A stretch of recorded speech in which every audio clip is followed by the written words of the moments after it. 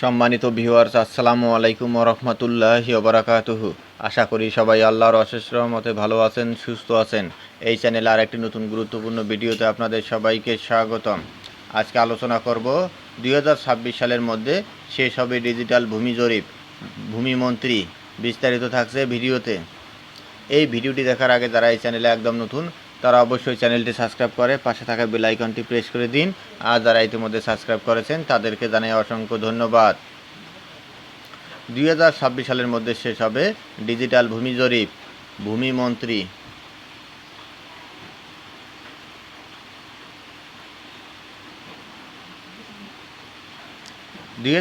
সালের মধ্যে ইডিএমএস প্রকল্পের আওতায় চলমান ডিজিটাল ভূমি জরিপ বিডিএস কাজ শেষ করার জন্য প্রকল্প সংশ্লিষ্ট কর্মকর্তাদের নির্দেশ দিয়েছেন ভূমি নারায়ণ চন্দ্র।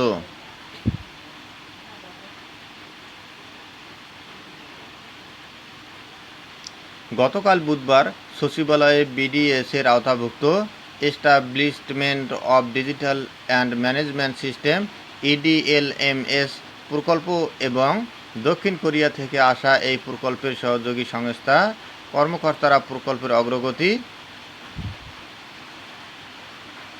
এবং ভবিষ্যৎ কর্মপরিকল্পনার বিষয়ে জানতে ভূমিমন্ত্রীর সঙ্গে সাক্ষাৎ করেন।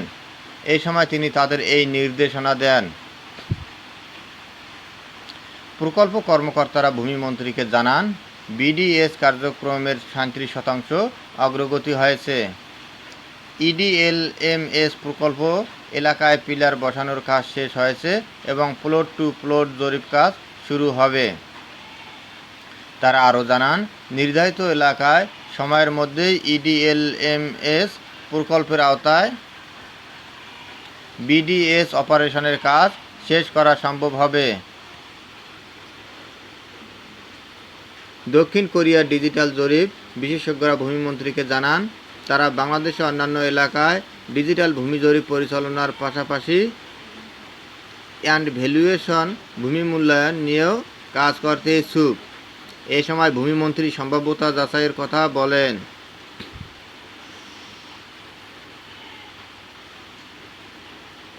ভূমি মন্ত্রণালয় থেকে জানানো হয়েছে, চট্টগ্রাম, নারায়ণগঞ্জ, রাজশাহী সিটি কর্পোরেশন, মানিকগঞ্জ পৌরসভা এবং ধামরাই ও কুষ্টিয়া সদর উপজেলায় ইডিএলএমএস প্রকল্পের establishment of digital land management system প্রকল্প মাধ্যমে বাংলাদেশ ডিজিটাল সার্ভে কার্যক্রম চলমান রয়েছে। GNSS total survey system, drone, Oracle data ও ডিআইএস সফটওয়্যার সহ অত্যাধুনিক প্রযুক্তি ব্যবহার করে দক্ষিণ কোরিয়া সহায়তায় ইডিএলএমএস প্রকল্পের মাধ্যমে বর্তমানে বিডিএস পরিচালনা করা হচ্ছে। প্রথম পর্যায় থেকে প্রয়োজনীয় আউটপুট নিয়ে দ্বিতীয় ধাপে সারা বাংলাদেশে একযোগে বিডিএস প্রোগ্রাম চালু করা সম্ভব হবে।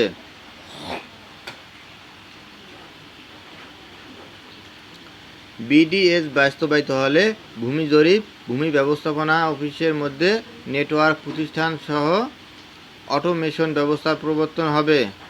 মৌজা ম্যাপ ও রেকর্ডের মধ্যে লিঙ্কেজ প্রতিষ্ঠার ফলে ভূমির মালিকরা সহজেই অনলাইনের মাধ্যমে রেকর্ড ও প্লট দেখার সুযোগ পাবে। ভূমি জরিপ ও ব্যবস্থাপনার স্বচ্ছতা ও জবাবদিহি নিশ্চিত হবে, বিধায় জনদুর্ভোগ কমবে এবং দক্ষ মানব সম্পদ সৃষ্টি হবে।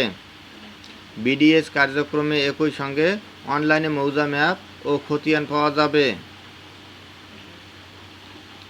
15 দিনের মধ্যে স্বয়ংক্রিয়ভাবে সৃষ্ট দাগ সংশোধনের নকশা সহ খতিয়ান তৈরি হবে বলে ভূমি মন্ত্রণালয় থেকে জানানো হয়েছে।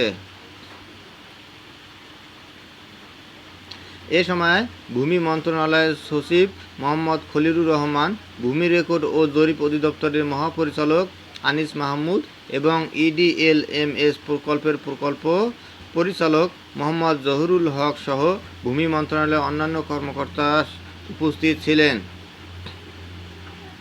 এছাড়া উপস্থিত ছিলেন স্যামসাংয়ের প্রকল্প ব্যবস্থাপক জিউ ওয়ান মিন এবং জিউ মেক্স সফটের সিইও ডক্টর জে ইয়ং ইউ।